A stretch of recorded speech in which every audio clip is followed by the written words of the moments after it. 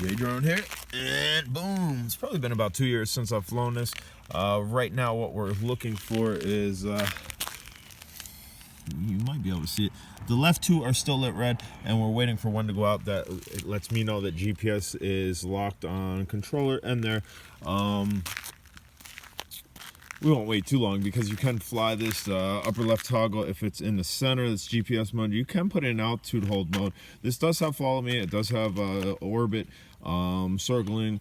Some of these actually came with gimbals, a mechanical gimbal, a brush servo gimbal, and we are out. So this one, that's the one that you're waiting for. So we should be locked on GPS completely. It's probably been about 2 years since I've flown this exact one. My blue one. The ESC, I believe, is out on it, on one of them. So hopefully that's about right. I'm going to put this up here and go ahead and take off. Let's see. So we are in GPS mode. You do have an automatic one key takeoff and landing. I don't trust it because I've heard stories where you press it and thing goes up and takes off. So I would rather just go down and out, fire the motors like that, and then go up. And just put it there. It's trying, it's drifting. There we go, it locks. We're a little low to the ground. This thing can be a sport flyer. It was designed to be a camera drone.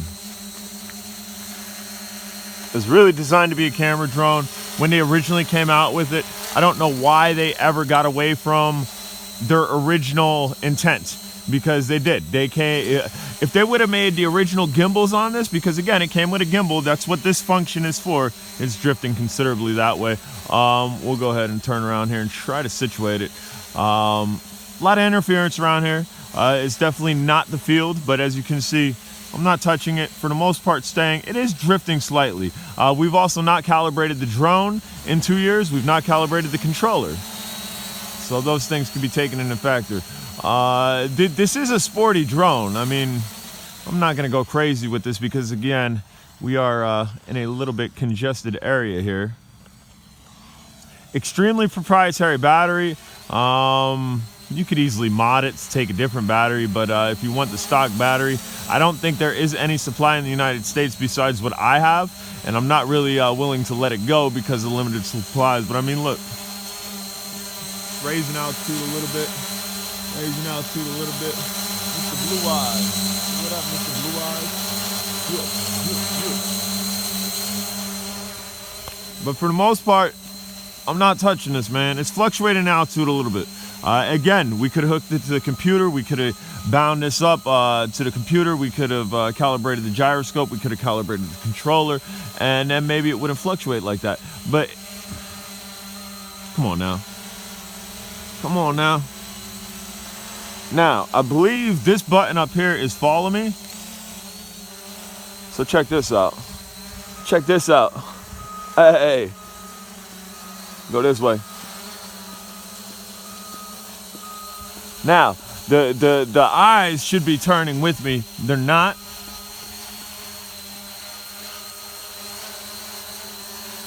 And maybe it's the position that I started in here. Let's take it out of that. Okay, so we're out of follow me mode. Let's go ahead and let's just have it directly in front of me. We're gonna put it in follow me mode. Nah, see, it comes close. It comes close.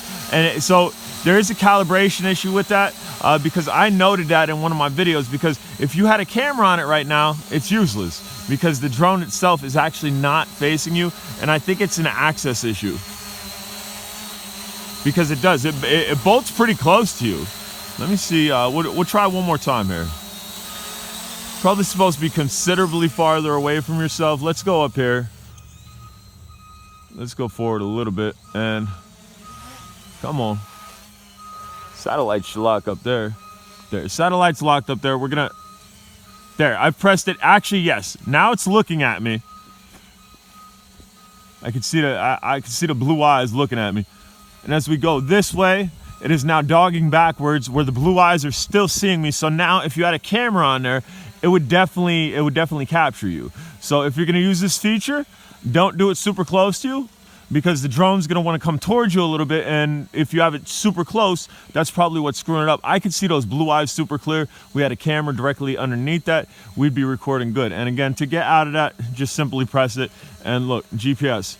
This is one of the most hated drones, man. People didn't understand this drone. People wanted a user-friendly controller. They wanted an app interface. They got used to the Phantoms. And then here comes the CG035, the Mr. I hate this drone. Because so many people crash this drone, so many flyaways on this drone. I've never had a flyaway. I've never had a flyaway. I haven't calibrated this in 2 years. 2 years. It's sitting there.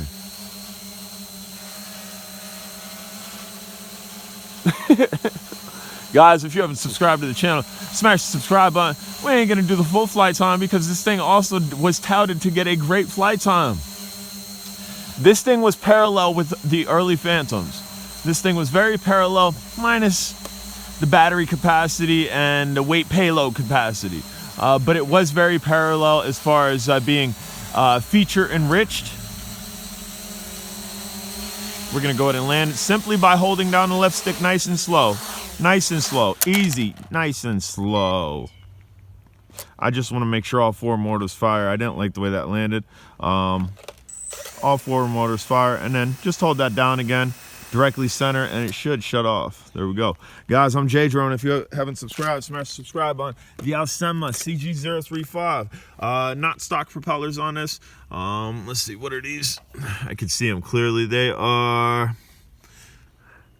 6x4.5 dowel props. Later.